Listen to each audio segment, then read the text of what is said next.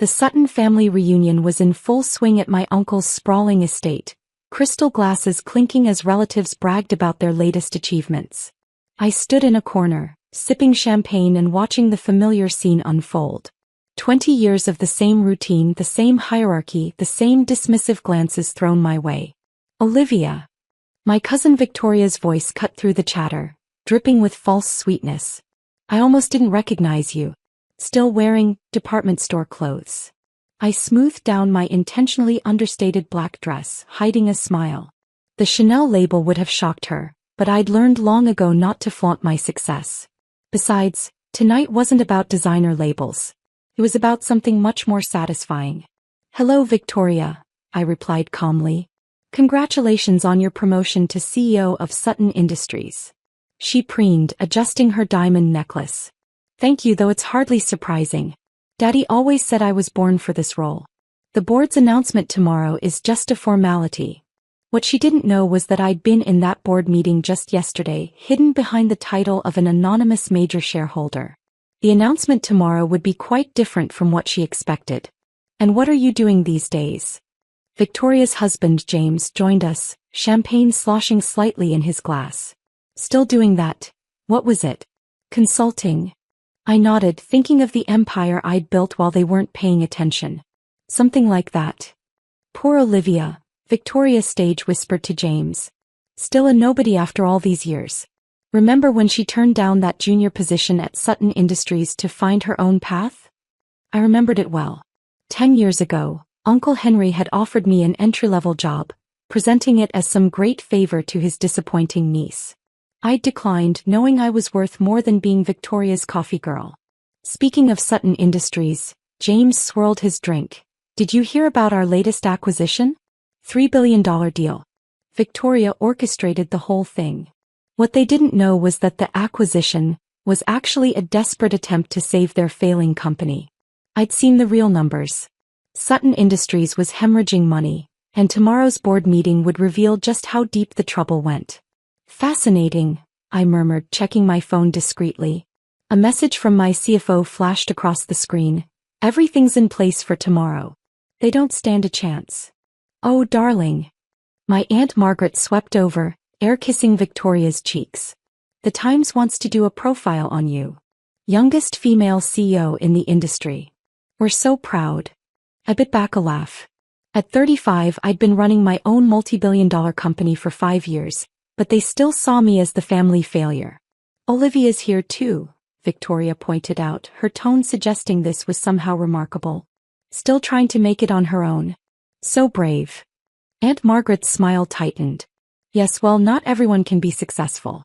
Some people just aren't cut out for big business. No shame in that, dear. The irony was almost too much. While they'd been playing corporate politics at Sutton Industries, I'd built Phoenix Enterprises into one of the most powerful consulting firms in the world. Our latest valuation put us at $12 billion, nearly 4 times what Sutton Industries was worth, even before their current crisis. Did you at least find a nice boyfriend? Aunt Margaret pressed. You're not getting any younger, you know.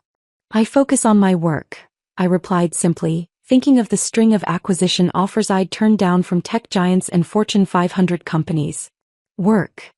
Victoria laughed loudly, drawing attention from nearby relatives. Is that what you call it? Sitting in that tiny office pretending to run a business.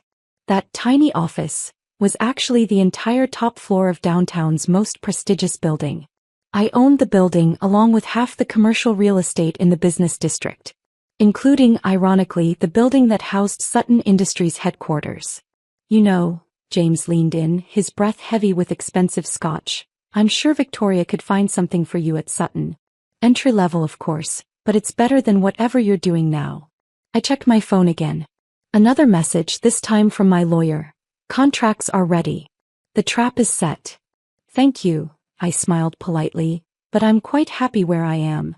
Olivia, Uncle Henry's booming voice joined the conversation. Come here, girl.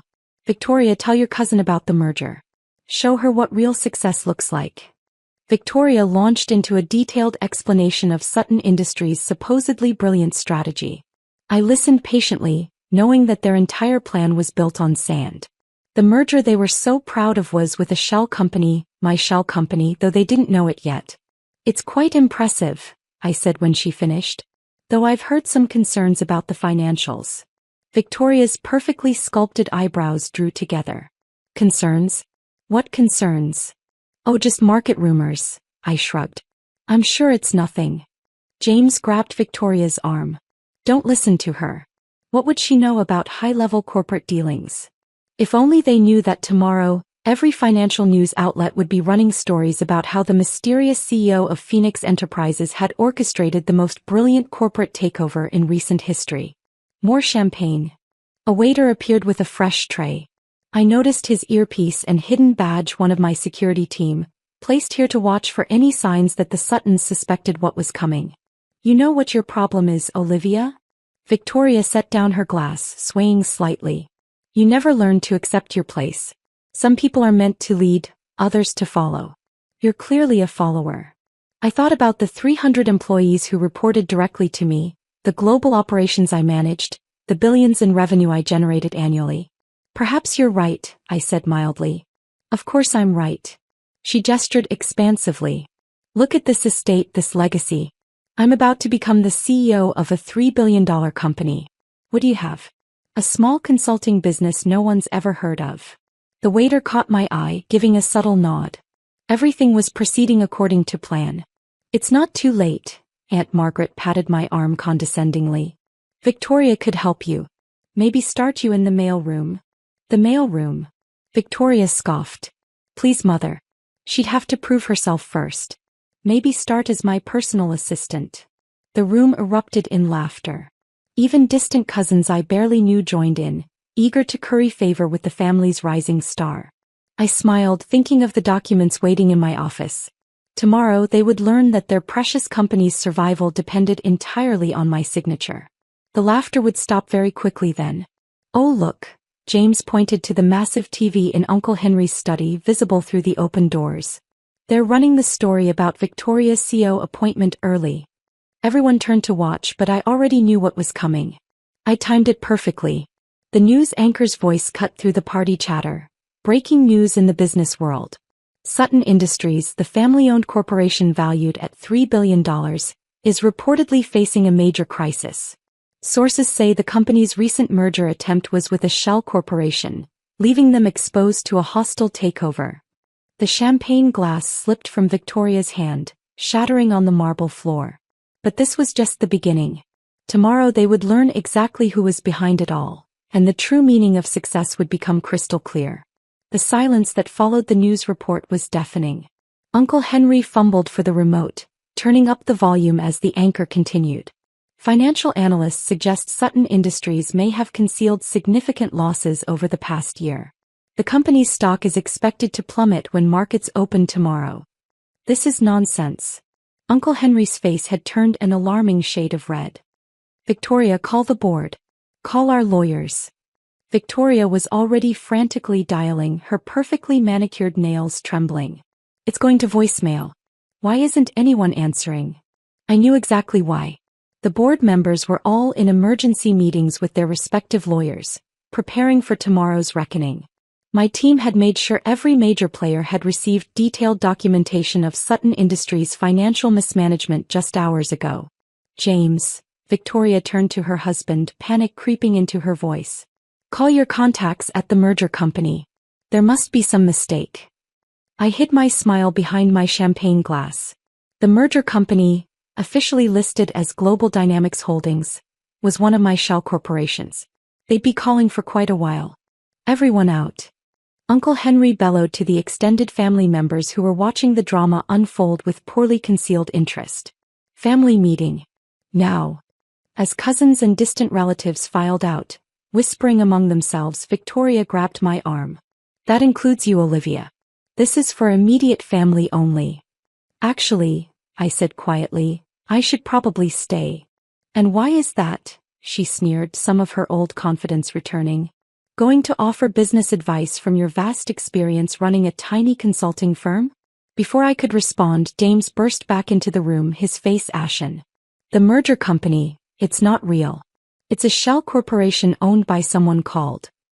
He consulted his phone. Phoenix Enterprises. Victoria rolled her eyes. So find out who owns Phoenix Enterprises and fix this. That's the thing, James swallowed hard. No one knows who owns it. The CEO is anonymous, some kind of business genius who's been buying up companies left and right.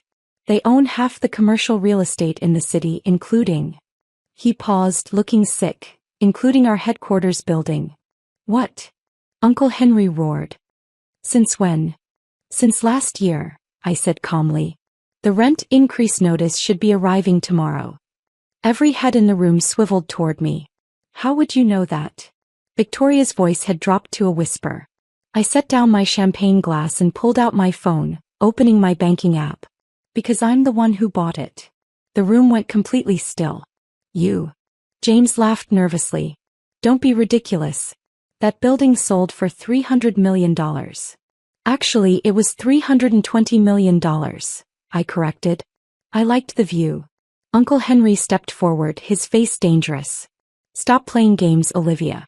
This isn't funny. Oh, I agree. I turned my phone to show them the screen displaying my personal account balance. This hasn't been funny for a very long time. Victoria grabbed the phone, her face draining of color as she read the number. 9 digits. Before the decimal point. That's not possible, she stammered. The consulting firm you've been mocking for years? I took my phone back. That's just a front. I'm the founder and CEO of Phoenix Enterprises.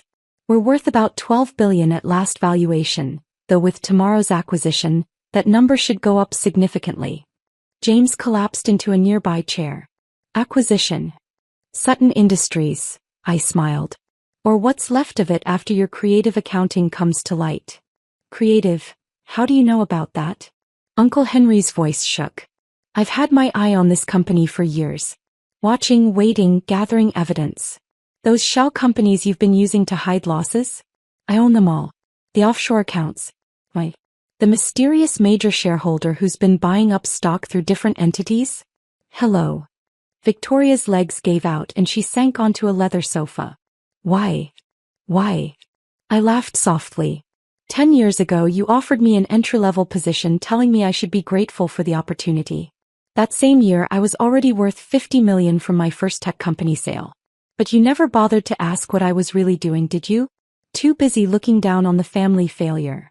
We can fix this, Uncle Henry stepped forward, his tone suddenly conciliatory. We're family after all. Whatever you want, a position on the board, shares in the company.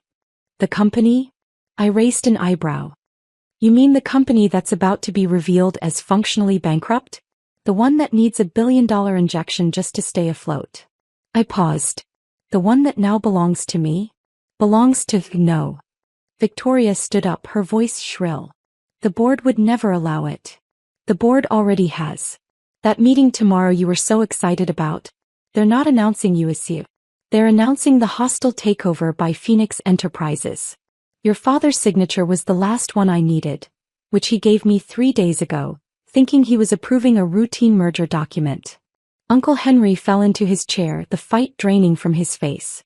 It's not possible. Oh, it's very possible. I walked to the window looking out over the estate. You know what's interesting? This estate? I own it too. Bought it last month when the bank was about to foreclose. You've been living here on my charity for weeks. Victoria made a choking sound. The cars in the driveway, leased through one of my companies. The art on these walls, borrowed from my private collection. I turned back to face them. Your entire world has belonged to me for quite some time. You just didn't know it. What do you want? James asked, his voice barely a whisper. Want? I smiled. I have everything I want. Tomorrow Phoenix Enterprises will acquire Sutton Industries. The board will announce a complete restructuring. And you'll all be looking for new jobs. You can't do this to us. Victoria stood up, her voice breaking. We're family. Family. I picked up my purse, Hermes, though they'd probably assumed it was a knockoff. Was it family when you told the entire country club I was a failure? When you made me eat at the children's table at every family event until I was 30? When you sent me a job offer for the mailroom last Christmas as a joke? Silence. The company needs a signature to survive, I continued. One signature on one document, releasing emergency funds to cover the losses you've hidden. That signature belongs to me. Please, Uncle Henry's voice cracked. We'll do anything. Anything. I paused at the door. Like you told me 10 years ago, some people are meant to lead, others to follow. I guess we finally know which is which. I left them there in their borrowed mansion surrounded by borrowed luxury, their empire crumbling around them. My phone buzzed as I reached my car. A message from my CFO.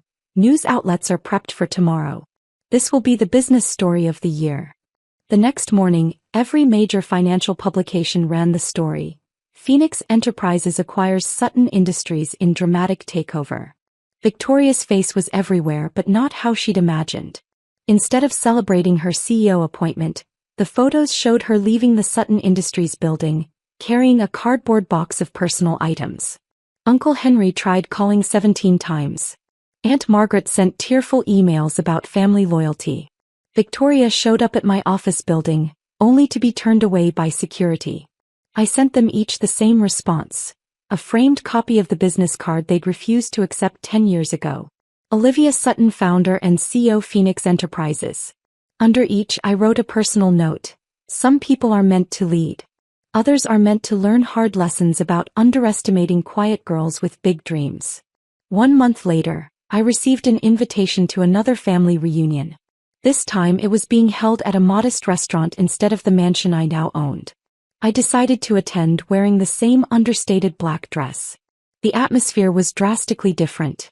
Gone were the boasts about business deals and corporate successes. Victoria sat in a corner, her designer clothes replaced by department store brands. James had taken a middle management position at a small firm. Uncle Henry and Aunt Margaret had downsized to a condo. Olivia, Victoria approached me, her voice small. I'm sorry. I looked at my cousin, the one who had spent years making me feel small, who had laughed at my dreams and mocked my ambitions. Sorry you underestimated me, I asked, or sorry you lost everything because of it? She had no answer. I stood up, addressing the entire family. Success isn't about names or inheritances or family connections. It's about vision, hard work, and believing in yourself even when no one else will. I paused. Remember that next time you're tempted to call someone a nobody.